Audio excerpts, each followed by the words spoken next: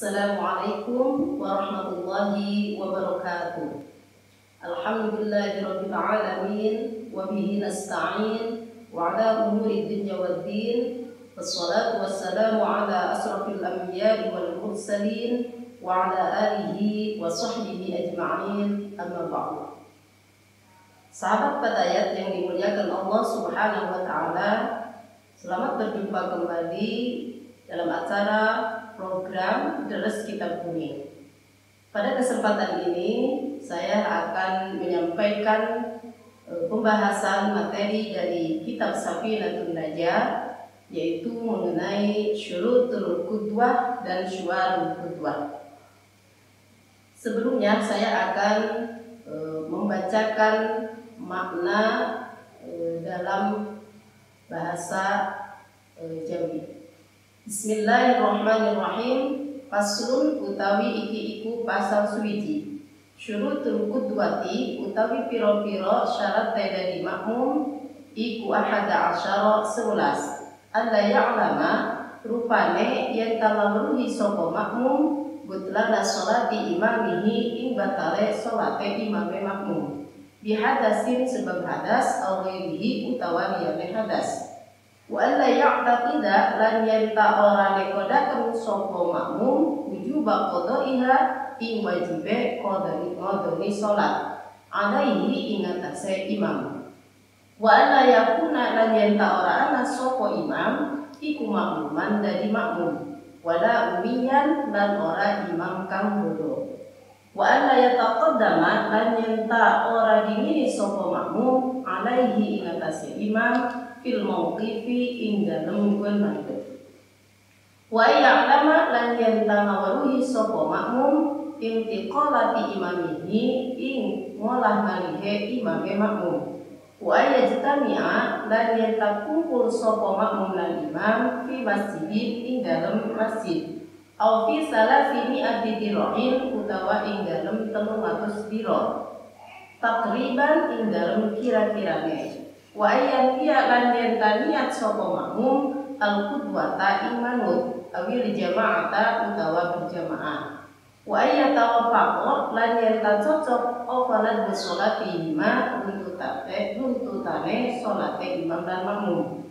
Wa la yukhalifahu lan yen ora nulayani sapa makmum imam fi sunnatin ing dalem sunnah fahisyatil mukhalafati kang banget oliye nulayani. Wa ayyutabi'ahu lan yen tamanut sapa makmum imam. Sahabat Fatayat yang dimuliakan Allah, pada kesempatan ini kita akan membahas mengenai syarat menjadi makmum. Di mana kita ketahui ketika kita mau melaksanakan sholat berjamaah, maka di situ syaratnya salah satunya adalah harus ada imam dan harus ada makmum. Nah, khusus untuk makmum di sini ada syaratnya bagaimana ketika dia menjadi makmum atau bagaimana syaratnya berjamaah. Syurutul qudwati, syarat-syaratnya menjadi makmum ahada asyara itu ada 11. Yang pertama anda ya'lama butlana sholati imamihi. Si makmum hendaknya mengetahui terhadap anda ya'lama, si makmum hendaknya tidak mengetahui butlana sholati imamihi pada batalnya sholatnya imam makmum. Bihadasin, baik itu sebab hadas atau selain hadas. Jadi makmum, syarat yang pertama menjadi makmum itu adalah makmum tidak boleh mengetahui terhadap batalnya sholat imam. Contohnya misalnya sebab hadas atau sebab yang lainnya, ya, seperti misalnya imam terkena najis misalnya pada pakaiannya dan si makmum tahu, ya. Berarti makmum tahu di situ bahwa imam sholatnya membawa najis. Sedangkan kalau sholat membawa najis itu bisa membatalkan sholat atau sholatnya tidak sah. Nah, ketika makmum mengetahui imam itu sholatnya batal, maka si makmum tidak sah menjadi makmum. Wa alla ya'taqida wujub qadaiha.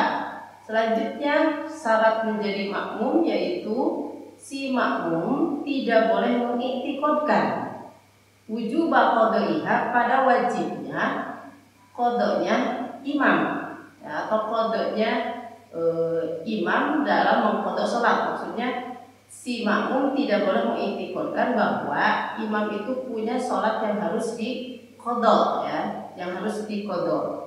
Maka ketika tahu makmum terhadap imam ya punya salat yang harus diqada, maka si makmum yang seperti ini tidak sah dalam bermakmum. Wala yakuna makmuman, kemudian syarat berikutnya adalah si makmum, si imam tidak boleh menjadi makmum. Jadi kalau ada imam itu ya statusnya harus jadi imam saja ya, tidak boleh sekaligus menjadi makmum ya. Jadi ini imam yang seperti ini tidak boleh diikuti oleh kita. Kalau kita mengikuti, maka si makmum itu tidak sah ya menjadi makmumnya.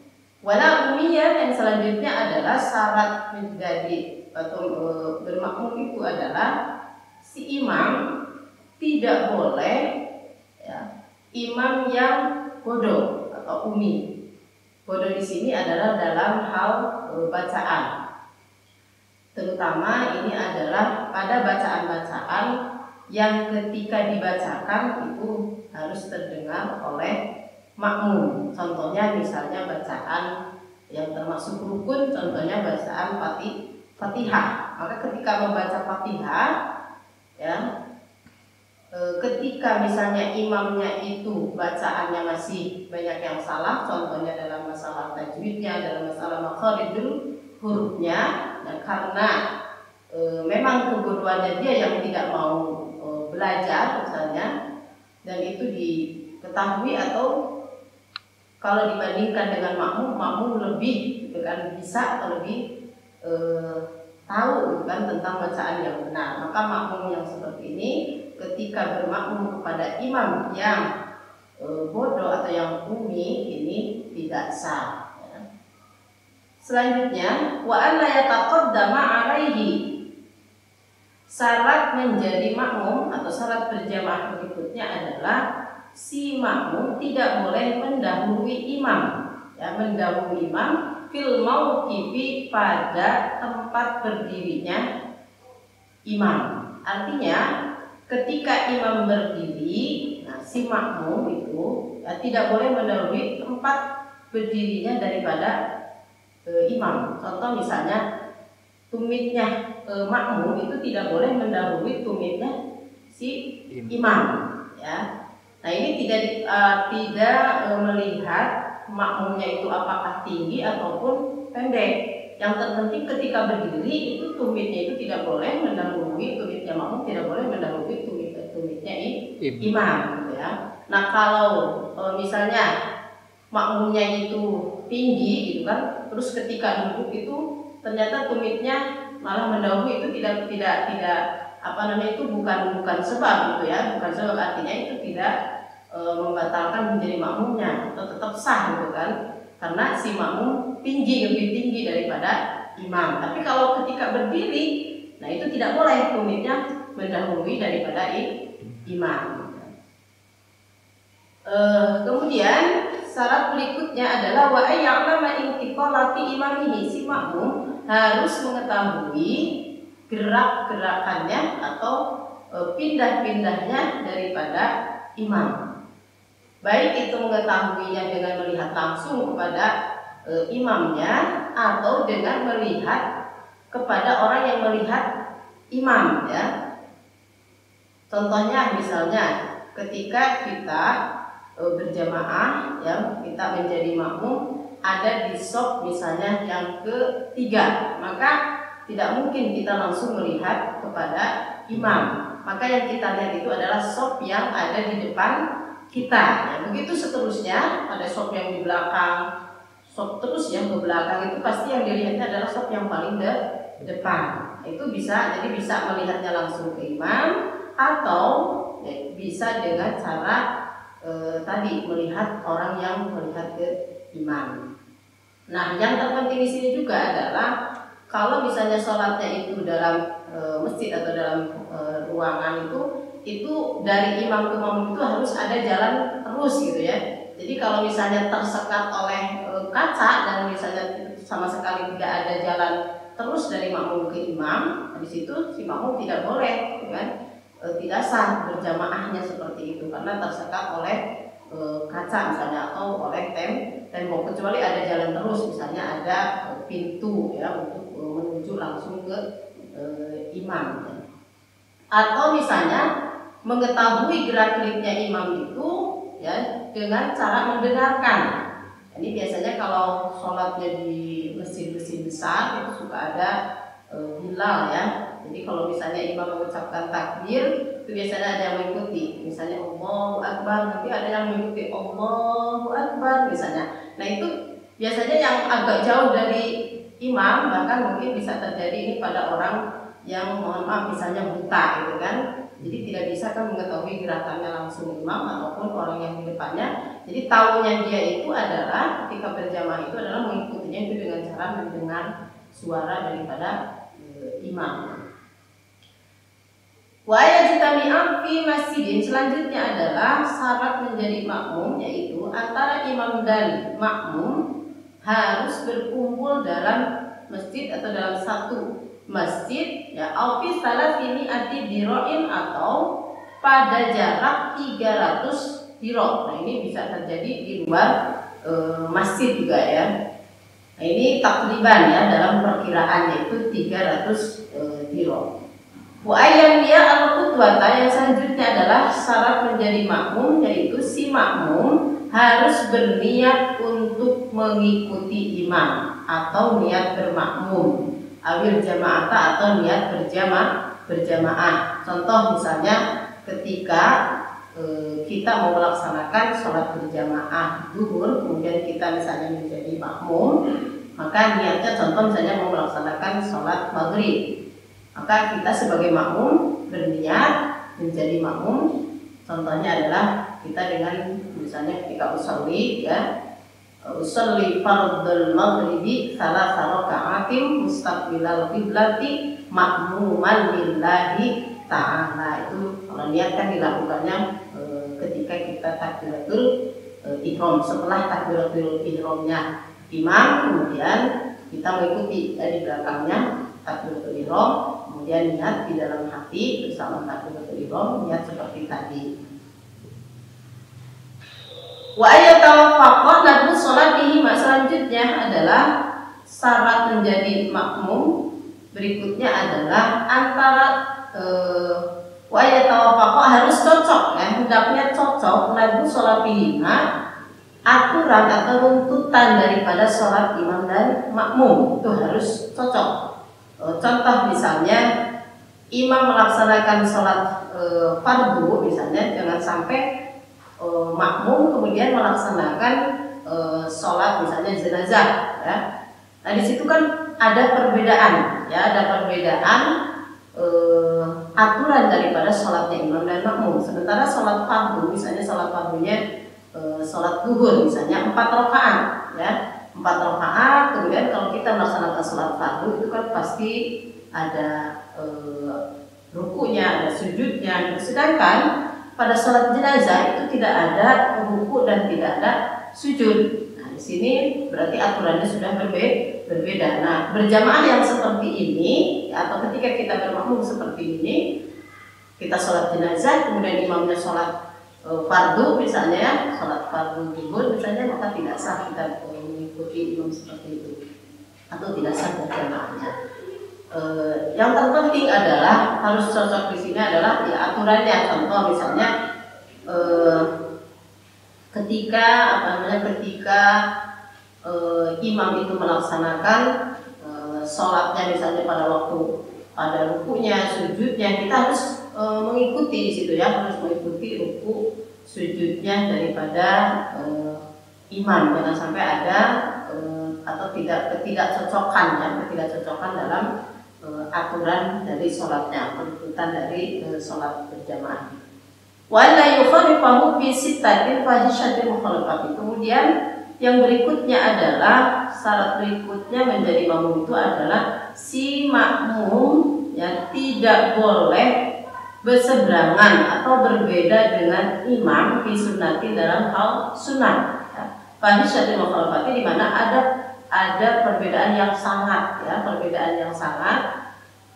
Contohnya misalnya ketika imam ya membaca ayat sajdah, itu biasanya kan imam itu melakukan sujud tilawah, ya, sujud tilawah. Nah, itu ya baiknya si makmum pun ikut sujud tilawah. Tapi misalnya jangan sampai ketika imam tidak melakukan sujud tilawah, makmum sujud tilawah sendiri. Nah, itu ada perbedaan yang sangat. Atau ketika imam tidak sujud sahwi, makmum sujud sahwi. Jadi baiknya kalau makmum tidak sujud sahwi, ya kita pun nggak usah sujud sahwi. Imam ya tidak sujud sahwi, ya kita jangan sujud sahwi sebagai makmum. Atau imam tidak sujud tilawah, ya kita pun yang jadi makmum tidak usah sujud tilawah. Ini dalam hal ini ada perbedaan yang sangat yang tidak diperbolehkan sehingga akan bisa menyebabkan tidak sahnya berjamaah. Wajib tabi'ahu, kemudian hendaknya si makmum mengikuti terhadap imam. Artinya gerakan-gerakan sholat imam itu kan harus diikuti oleh makmum, ya. Contohnya ketika ruku ya ruku, tapi nggak boleh bersamaan gitu kan, nggak boleh bersamaan, artinya mengikuti. Kalau yang namanya mengikuti itu kan biar di belakang gitu kan, jadi imam dulu kemudian makmum gitu kan. Imam ruku ya makmum pun ruku, tapi harus setelahnya imam kan. Begitu seterusnya dalam hal makmum harus mengikuti imam. Selanjutnya kita akan membahas mengenai bagaimana sih gambarannya menjadi makmum. Saya akan bacakan terlebih dahulu mengenai suarul qudwah ini dalam bahasa atau dalam makna fikih. Pasrul utawi iku pasal suwiji suarul qudwah utawi fil gambare dari makmum iku tispun songo. Tasihu kang sah pokok kudwah bi khamsin ing 5 kudwatu rajulin rupane manut wong lanang bi rajulin kelawan wong lanang, wa kudwatu mra'atin lan manut wong wadon bi rajulin kelawan wong lanang, wa kudwatu khumsalan manut wong wandu bi rajulin kelawan wong lanang, wa kudwatu mra'atin lan manut wong wadon bi khumsa kelawan wong wandu, wa kudwatu mra'atin lan manut wong wadon bi mra'atin kelawan wong wadon. Watadul lan dari batal opo kudwah fi arba'in ing dalam papat. Kudwah rajulin rupa lemanu tewong lanang bisuapin kelawan wadon. Wa kudwah rajulin lan manu tewong lanang bifungsa kelawan wandu. Wa kudwah fungsa lan manu tewong wandu bisuapin kelawan wadon. Wa kudwah fungsa lan manu tewong wandu bifungsa kelawan wandu. Nah, gambarannya menjadi makmum yaitu ada 9. Tasihu fi khamsin, kemudian ada 5 yang sah. Jadi di sini yang sahnya ya, ketika kita bermakmum ada 5 ya. Yang pertama qudwatul rajulin, ya, bermakmumnya laki-laki birajulin kepada laki-laki itu sah ya. Wa qudwatul khumsa birajulin, kemudian wa qudwatul mra'atin bi rajulin, kemudian bermakmumnya perempuan kepada laki-laki. Itu yang sah. Kemudian waktu buat fungsa birojulin, bermakmumnya waliyah birojulin kepada laki-laki. Waktu buat mur'atin bifungsa, kemudian bermakmumnya perempuan kepada waliyah. Waktu buat mur'atin bimur'atin, kemudian bermakmumnya perempuan kepada perempuan. Jadi itu 5 ya yang sah ketika bermakmum. Artinya seperti tadi contoh misalnya bermakmumnya laki-laki kepada laki-laki, jadi di situ imamnya laki-laki, makmumnya pun laki-laki. Selanjutnya watab turuk fi arba'in, ada 4 yang batal, jadi bermakmumnya batal ada dalam 4 ya gambaran. 1 qudwatul rajulin, bermakmumnya laki-laki bimra'atin kepada perempuan, kemudian qudwatul rajulin bermakmumnya laki-laki bimra'atin kepada perempuan, kemudian waktu batu fungsa diuratin bermakmumnya waria kepada perempuan wa qudwatukum saliunsa, dan yang keempat adalah bermakmumnya waria kepada waria. Jadi tadi gambaran menjadi makmum ya ada 9, 5 yang sah, 4 yang tidak sah atau batal makmum. Demikian yang bisa saya sampaikan, semoga bermanfaat. Kurang lebihnya mohon maaf yang sebesar-besarnya. Allahumma fiq ila aqwamit thariq. Assalamualaikum warahmatullahi wabarakatuh.